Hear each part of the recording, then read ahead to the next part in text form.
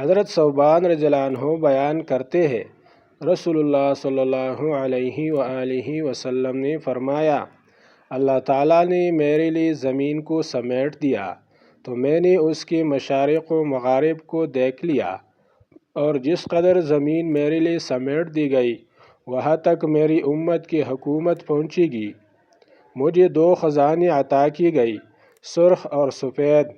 میں نے اپنے رب سے درخواست کی کہ وہ عام قادسالی کے ذریعے اسے ہلاک نہ کرے، ان کے باہمی دشمنوں کے سوا کسی اور دشمن کو ان پر مسلط نہ کرے، کہ وہ ان کا مرکز صدر مقام تباہ کر دے۔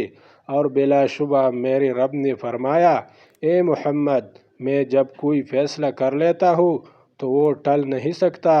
میں نے آپ کو آپ کی امت کے بارے میں یہ عہد دے دیا کہ میں اسے قادسالی میں مبتلا کر کے تباہ نہیں کروں گا۔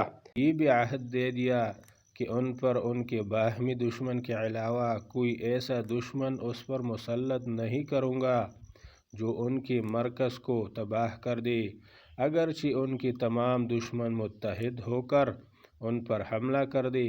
البتہ وہ آپس میں ایک دوسرے کو ہلاک کریں گے اور قیدی بنائیں گے۔